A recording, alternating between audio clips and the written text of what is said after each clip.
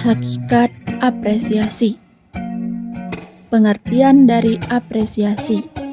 Apresiasi adalah proses memahami, menilai, dan menghargai sebuah karya seni dengan penuh kesadaran. Ini mencakup melihat keindahan, memahami makna, serta mengakui usaha dan kreativitas seniman. Dengan apresiasi, seseorang dapat lebih memahami nilai estetika dan budaya yang terkandung dalam sebuah karya. Jenis-jenis apresiasi. 1. Apresiasi empatik, berarti kita mencoba memahami dan merasakan emosi dalam sebuah karya seni, seperti ikut merasakan kesedihan. 2. Apresiasi estetik, fokus pada keindahan karya seni seperti warna, bentuk, dan teknik yang membuatnya menarik secara visual. 3. Apresiasi kritik adalah cara menilai seni karya dengan lebih mendalam, menganalisis kelebihan dan kekurangan, serta memberikan masukan untuk perbaikan. Materi selanjutnya yaitu tujuan apresiasi. Apresiasi bertujuan agar publik mengetahui maksud dari pembuatan karya seni, sehingga masyarakat bisa menilai, menanggapi, menikmati, dan menghargai suatu karya seni yang telah ada. Selain itu, tujuan apresiasi yaitu mengevaluasi dan mengembangkan nilai keindahan karya seni, mengembangkan daya kreasi dan imajinasi, dan menyempurnakan karya seni. Adapun fungsi apresiasi. Yang pertama, apresiasi sebagai cara untuk penilaian, empati, dan edukasi terhadap sebuah sastra atau karya seni.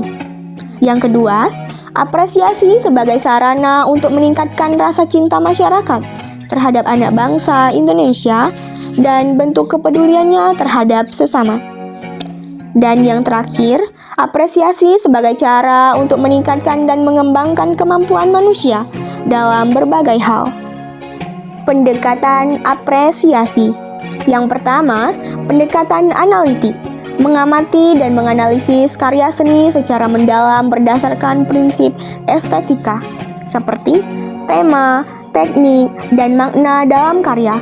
Yang kedua, pendekatan deskriptif, menggambarkan karya seni secara objektif tanpa memberikan penilaian, seperti warna, bentuk, dan media yang digunakan.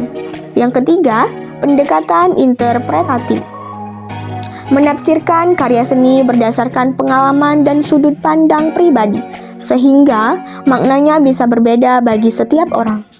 Yang keempat, pendekatan interdisiplin, menganalisis karya seni dengan berbagai ilmu, seperti psikologi, antropologi, atau budaya untuk memahami maknanya lebih luas.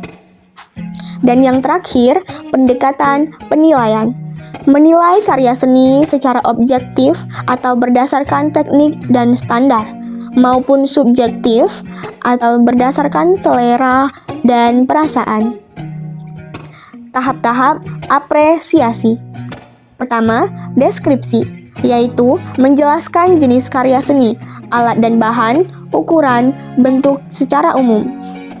Yang kedua, analisis formal, yaitu memahami bagaimana elemen-elemen seni rupa, warna, garis, bentuk, ruang, tekstur, pola tersusun dalam karya seni.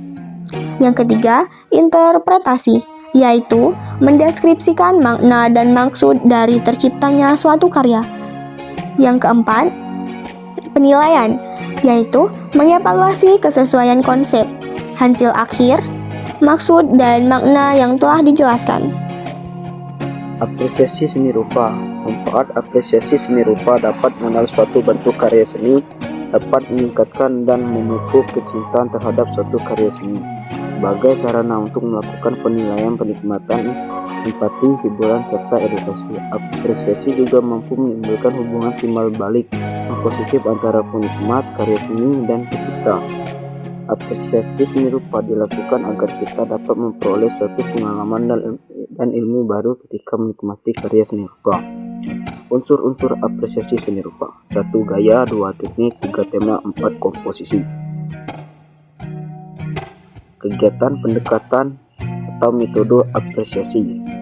Pendekatan aplikasi. Pendekatan ini melibatkan kegiatan berkarya seni secara langsung. Contohnya berkarya sebagai batu memberikan pengalaman yang berbeda dibanding dengan menggunakan tanda liat. Pendekatan kesejahteraan. Pendekatan ini berfokus pada pemahaman sejarah dan asal-usul sebuah karya seni.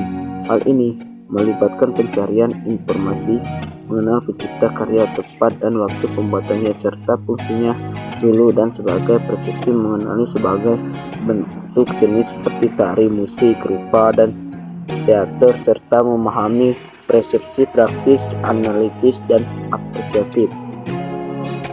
Pendekatan problematik. Pendekatan ini menyoroti permasalahan yang ada dalam seni sebagai media yang dapat dinikmati dengan menggunakan prinsip-prinsip seni rupa.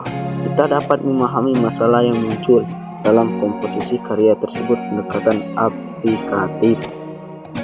Apresiasi seni rupa dari berbagai negara. Apresiasi ragam karya seni rupa mancanegara dari Eropa. Seni bangunan. Berakar dari Yunani dan Romawi, banyak bangunan megah seperti istana dan tempat pertunjukan. Contohnya Parthenon atau Colosseum. Seni patung. Patung Yunani awal memang kaku dan primitif, atau bisa juga disebut dengan archaic style. Tetapi pada periode klasik berkembang menjadi lebih idealis dan realistis.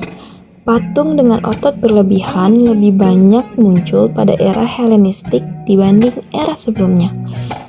Seni relief ditemukan di istana dan benda-benda kerajinan, seperti Column of Trajan di Roma atau relief katedral gotik di Prancis.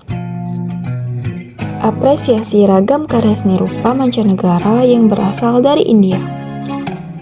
Seni rupa India dipakai sebagai bagian dari kebaktian agama, baik seni Hindu maupun Buddha.